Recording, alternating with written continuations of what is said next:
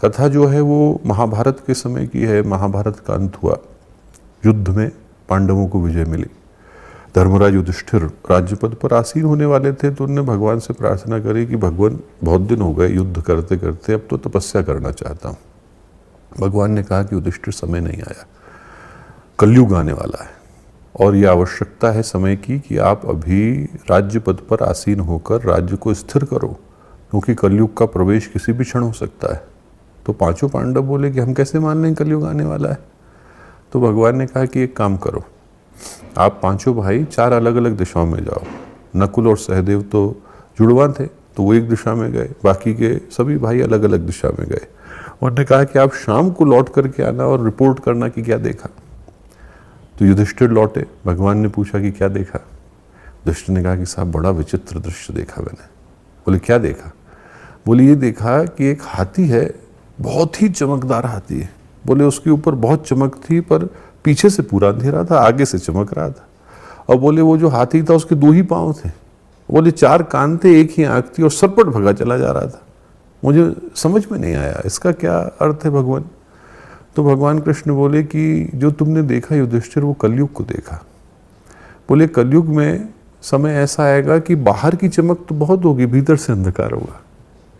और बोले उस समय में जो पुरुषार्थ चतुष्टय कहलाते हैं, धर्म अर्थ काम मोक्ष, बोले उसमें से 2 के पहिए चले जाएंगे। लोग धर्म को भूल जाएंगे, मोक्ष को भूल जाएंगे, सिर्फ अर्थ और काम याद रहेगा।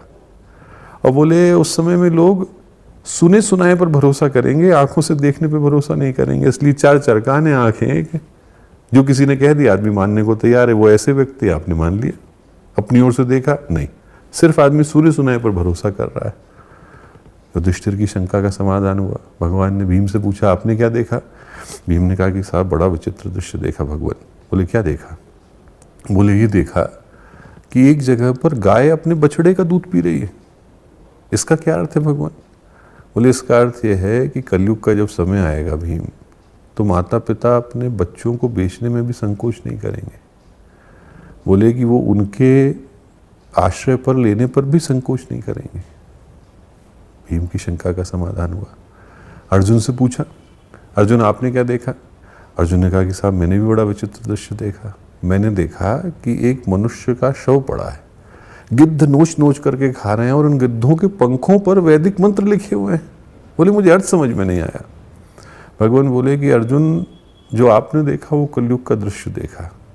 बोले आपने देखा तो ऐसा समय आएगा जब ऐसे लोग पैदा होंगे जो वैदिक मंत्रों को तो जानते होंगे, पौरोहित्य का कार्य भी करते होंगे, पर उनको मृतक भोज करने में संकोच नहीं होगा। मनुष्य का शव पड़ा हुआ है, उनको भोज करने की सूझेगी। अर्जुन की शंका का समाधान हुआ। नकुल से पूछा कि तुमने क्या देखा। नकुल बोले कि साहब मैंने बड़ा भगवान विचित्र दृश्य देखा। बोले मैंने देखा कि 2 छोटे छोटे कुंड हैं और उन कुंड में एक बीच का कुंड भी है। तो पहले कुंड का पानी भी दूसरे में जाना चाहिए, तीसरे का भी जाना चाहिए, पर पहले का सीधा तीसरे में चला जाता है, दूसरा सूखा रह जाता है, जबकि दोनों की नालियां जो है दूसरे वाले में ही खुलती है। ऐसा क्यों भगवान। भगवान बोले कि तुमने जो देखा वो बड़ा कलयुग का मर्म का दृश्य देखा। बोले कलयुग में जब समय आएगा तो प्रशासन और कोषाध्यक्ष, बोले ये दोनों को मिलकर प्रजा को उनका वत्सल होना चाहिए, उनका पोषण करना चाहिए, प्रजा का पोषण करना चाहिए। पर प्रशासन और कोषाध्यक्ष आपस में पैसा बांट लेंगे, प्रजा को कुछ नहीं मिलेगा। सरकार भी टैक्स लगा देगी, बैंक भी टैक्स लगा देगा, व्यक्ति के पास बचेगा नहीं। सहदेव से पूछा कि तुमने क्या देखा।